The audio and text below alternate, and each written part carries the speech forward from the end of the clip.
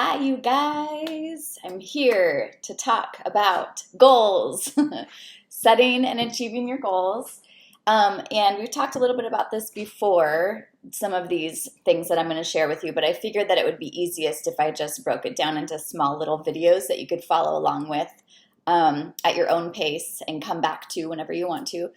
So, our process is all about choosing long-term goals, breaking those long-term goals into smaller goals, breaking that down into action steps, and getting those on your calendar, trying to do all of this without feeling hustly or overwhelmed or like I can't keep up this pace or I can't keep doing this for 10 to 20 years like we are going to be casting for those goals in the 10 to 20 year future. And so the hope is to make it simple and then also getting into now the feelings that we would have if we reached that long-term goal. And so let's just get right to it. Thinking about 10 to 20 years in the future, wherever you feel like is like your long-term vision that you want to be working toward right now, what is it that you would like to have achieved or to have in your life tangibly, or what feelings would you like to have at that point?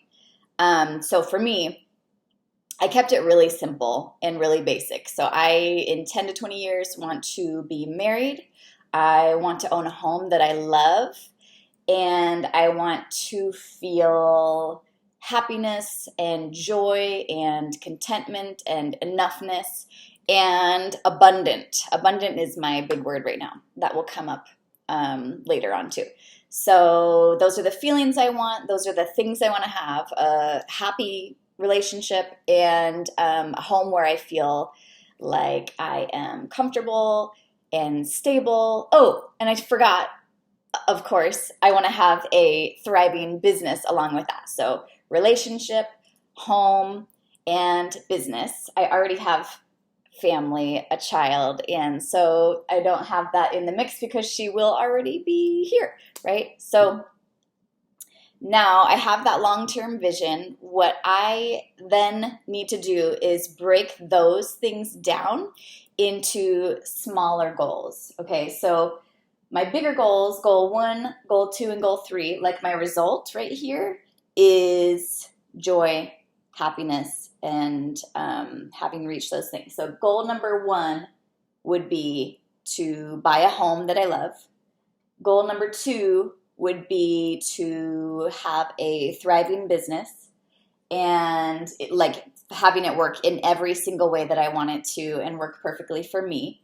And goal number 3 would be to get married. So what could your overall goals be that you need to be working toward to reach this end result?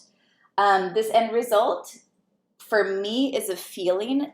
Something else better might work for you. So for me, the end result is happiness and joy and abundance and contentment. Just feeling good about where I am in my life at that time in general.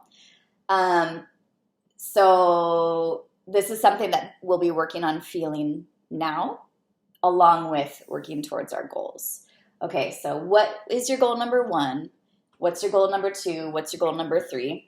Those are the bigger goals that you're going to be reaching in 10 to 20 years. Another way of writing it would be like a little map type thing, right? So here's your results. Here's goal number 1, goal number 2. This just is a different visual of the same idea. So if you like to make it more this style, you're welcome to. You can do this in any way that you want to. And then from there, you're going to break down each of these goals into smaller goals. So this goal number 1, I forget what I said was first. Why don't we say, I think I said business first, maybe? So why don't we say this is thriving business. So my goal number 1 is to improve my marketing, or I want to make it really specific, something where I know that I reached it. Like I will know exactly when I reach it. So goal number 1, smaller goal. That's what SG stands for. Smaller goal number 1 might be to have my marketing set up in a way that I don't have to do a whole lot of work, and I have clients coming in at a regular, steady basis. And so that I might set a certain number of clients per month or whatever it is, a certain number of posts I want to put out, a certain conversion rate maybe that I want to have. So this would be my marketing. Number 2 would be sales. Like for me, I do sales through consult calls. So maybe that would be, I have a certain conversion rate on my consult calls of the people that say yes to wanting to coach with me. So this could be, I have a certain number of people say yes every month or every year or whatever that could be. And then smaller goal number 3 would be, I don't know, like making sure that I have certain systems set up so that all of this is automatic. Like I don't have to reinvent the wheel every time I want to reach that next level. Okay, so each of these smaller goals, I'm going to try to make them 90-day goals.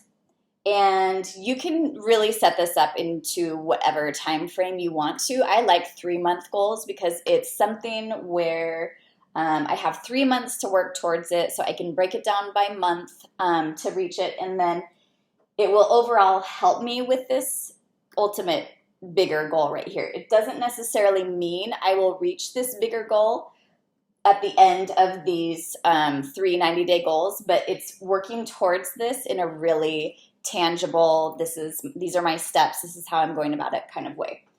So all that we're going to focus on first is this, whatever the first goal number 1 is that you want to reach.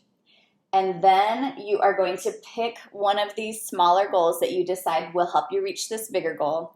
Pick only one of them and focus on only that one small goal at a time.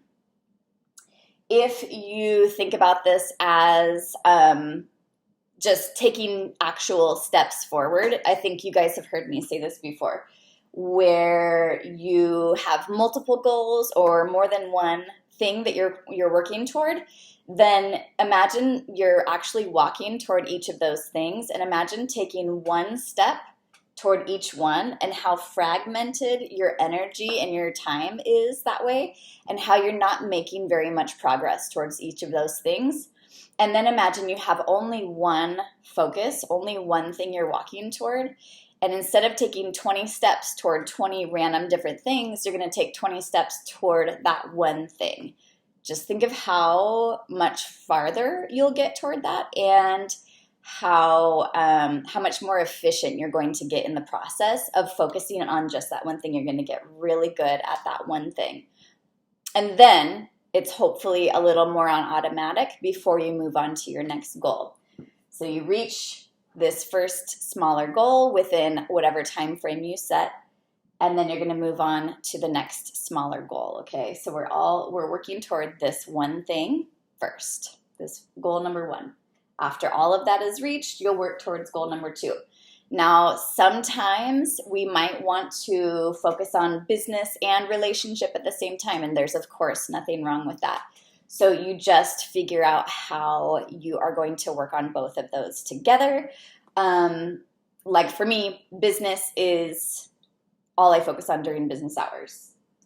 And whatever outside of business thing is what I focus on outside of business hours. So that is, of course, a possibility to break it up in that way and not feel fragmented in your work. You still have that focused energy throughout your working time to work towards your work goals. Okay, I think that's all for this part. We will, in the next video, get into breaking down these smaller goals and the action steps that you will then take. Okay, see you there.